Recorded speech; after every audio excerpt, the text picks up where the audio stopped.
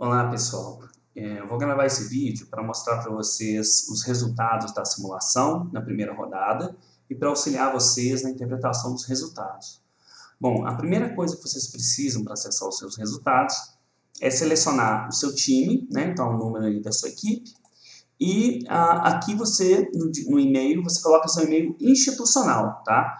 Então, como eu não tenho e-mail de vocês, eu coloquei o e-mail institucional, tá? E aí qualquer membro da equipe com seu e-mail institucional e a senha que foi cadastrada por quem mandou a decisão da sua equipe, vocês podem acessar colocando a senha aqui, tá? Já deixei selecionada a turma de vocês, então aqui vocês podem ver a turma, né?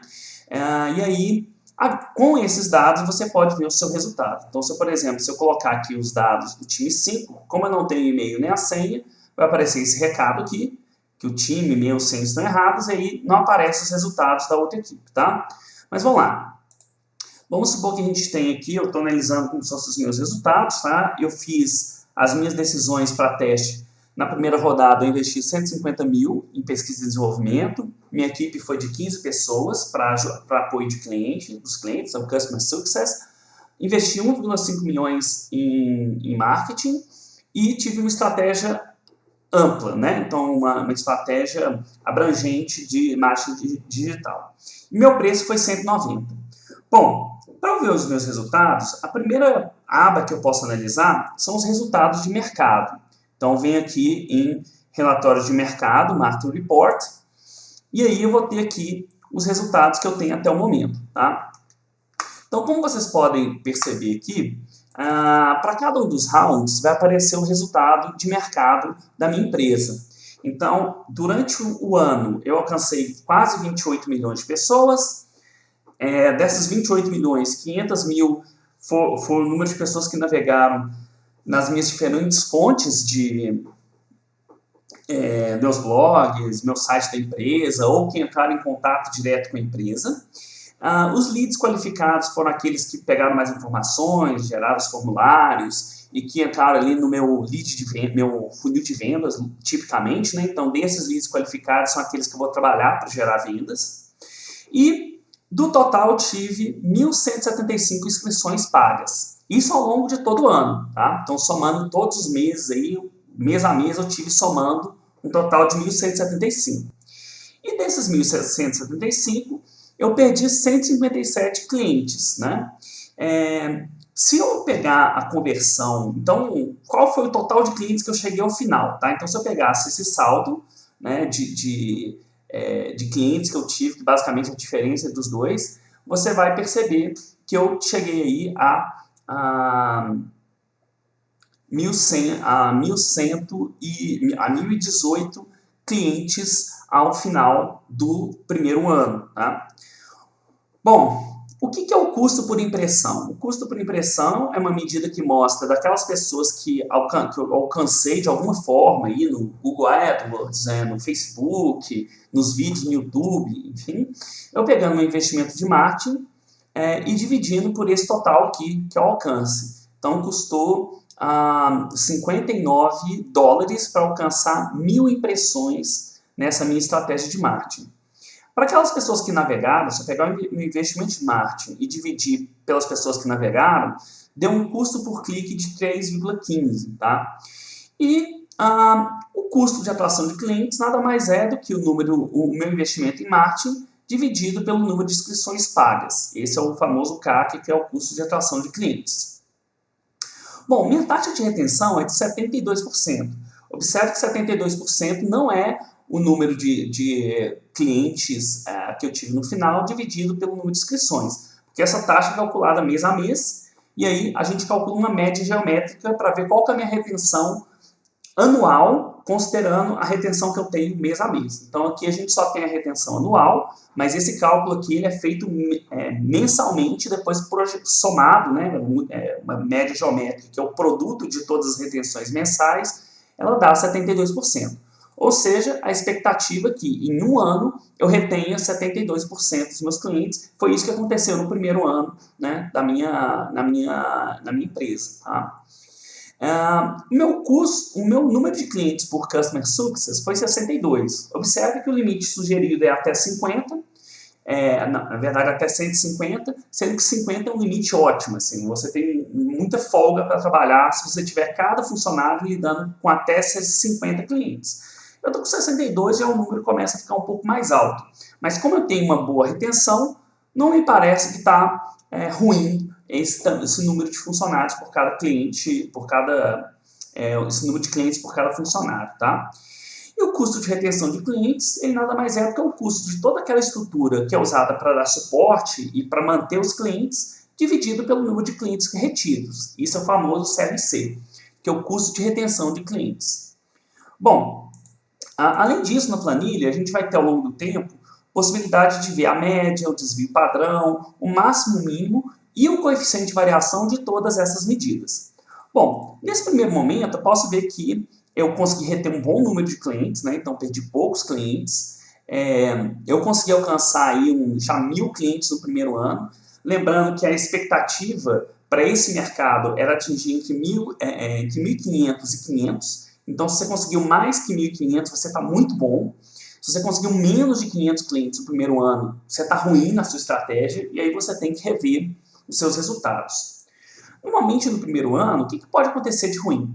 Bom, se a sua taxa de retenção está muito baixa, vamos dizer, se ela estiver abaixo de 50%, está bem ruim. Se isso for menor que 30% ou 40%, está péssima a sua retenção por clientes. Tá? Uma retenção de 40% por ano é muito ruim. E o que vai poder levar a uma baixa taxa de retenção? Bom, eu recomendo vocês sempre voltarem aqui às instruções do jogo para verem o que vai determinar aquela medida. Então, a retenção, o que é influenciada? Pela quantidade de clientes por cada funcionário. Então, você tem que ver se você está com um número muito alto de clientes para cada funcionário. No meu caso, você vê que está num patamar razoável. O ideal é entre 50 e 100, sendo que 150 já é bem ruim. Então, aqui está bem tranquilo em relação a isso. O preço. Se você tem preço alto, você retém menos. Então, lembrando que o preço padrão é entre 150 e 300 dólares por mês. Se você está com um preço mais alto e uma baixa taxa de retenção, é bem provável que seus clientes estão achando que não vale a pena pagar o preço que você está cobrando pelo que você está oferecendo. Então, teria que rever aí a sua precificação se você está com um preço alto, retendo poucos clientes. O cenário macroeconômico.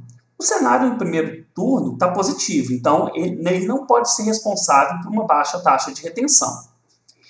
Um outro fator que pode ocorrer é o investimento acumulado em pesquisa e desenvolvimento. Se você está investindo pouco, ele pode reduzir sua taxa de retenção, porque seu software vai começar a dar bug, vai dar problema, e as pessoas vão achar que ele também não vai estar inovado, né, inovador ou atualizado. Isso pode gerar problemas, gerando uma baixa retenção. Então, se você estiver investindo um pouco em pesquisa e desenvolvimento, pode gerar isso também. Mas lembre que você acabou de gerar uma plataforma. Você investiu uma grana, 2 milhões, né? Não só no software, mas 2 milhões, parte considerável foi para desenvolver uma plataforma. Então, você tem uma plataforma boa.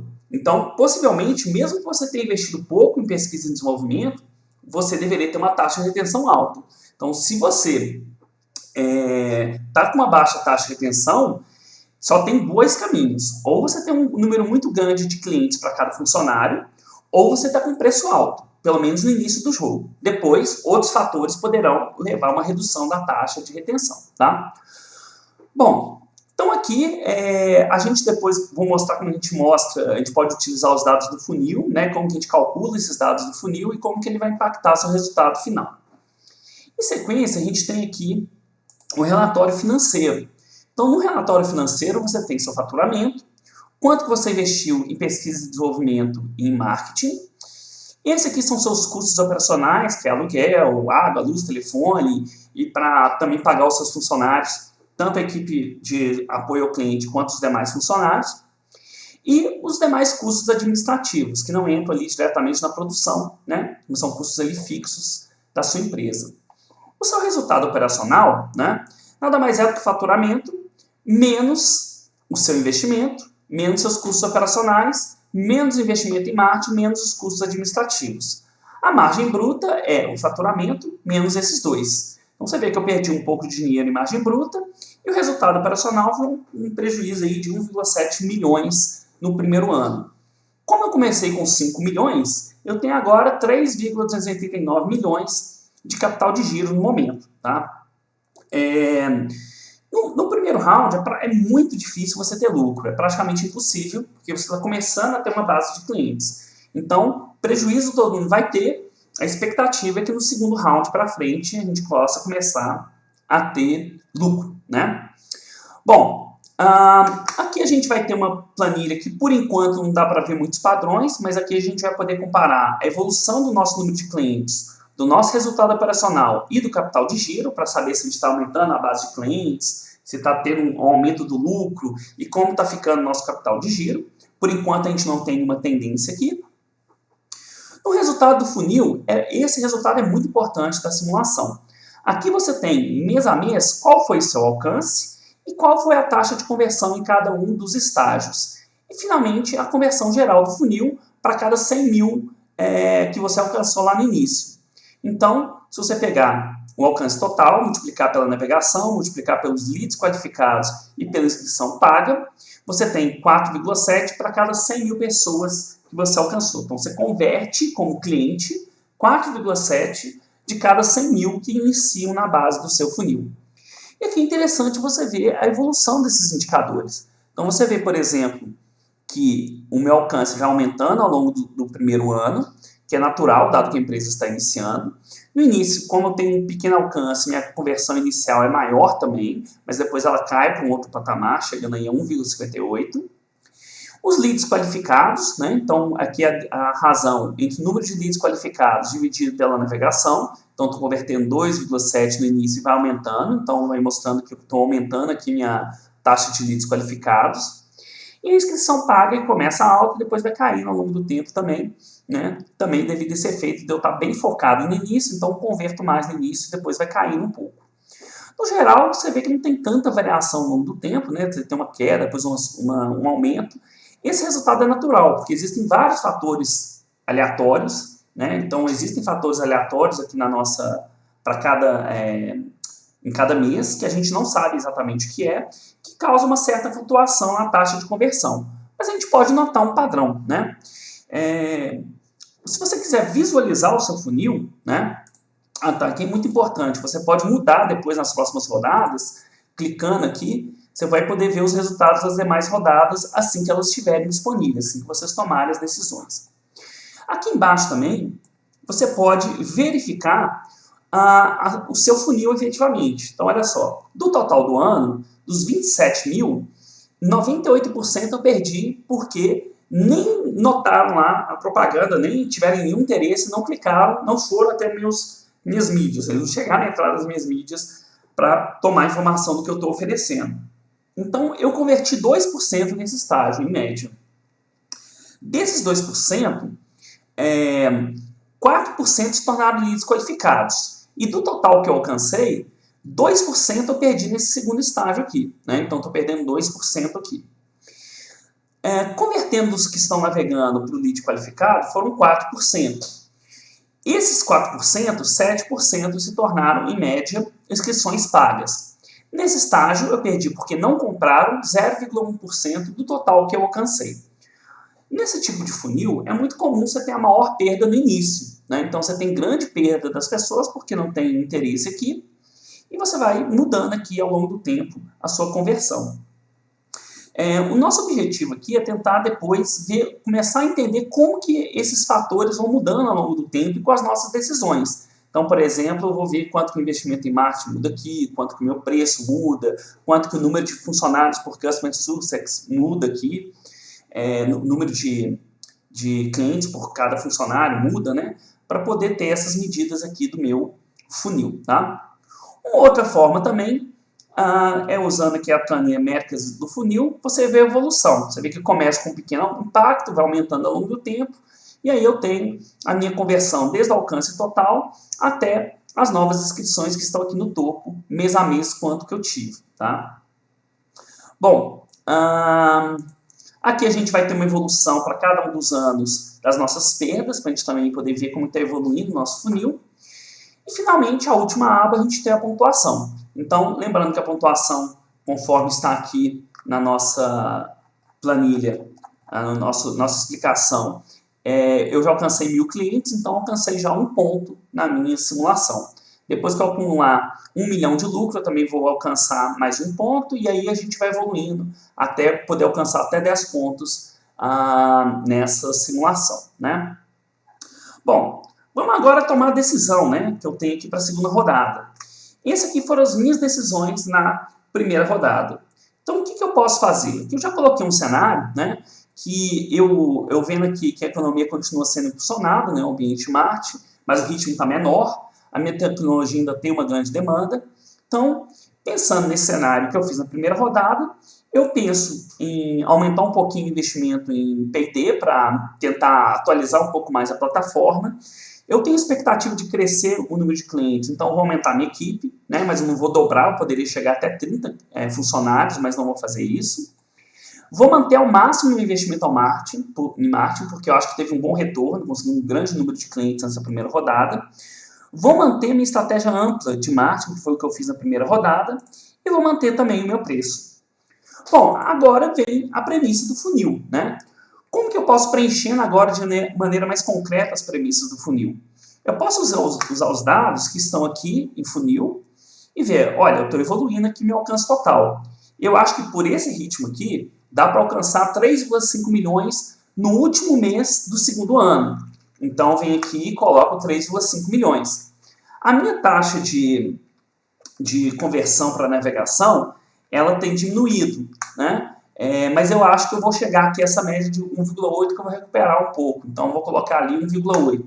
Então, posso usar essas medidas para tentar ajustando de acordo com o que eu acredito que vai acontecer. Eu, por exemplo, posso ser mais otimista, achando que isso vai chegar a 6%, 7%. Aqui eu posso supor que vai chegar a 7%.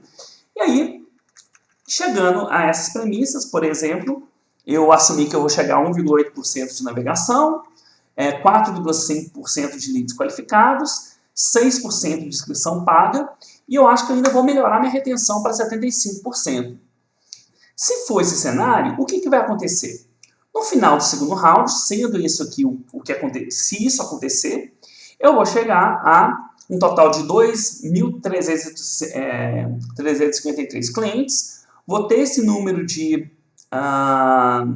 clientes por cada Customer Success aqui na minha empresa. Esse aqui vai ser meu custo de atração, esse aqui é o meu custo de retenção, e vou começar a ter algum lucro. Então, vou ter um lucro ali de quase 600 mil dólares nesse segundo ano.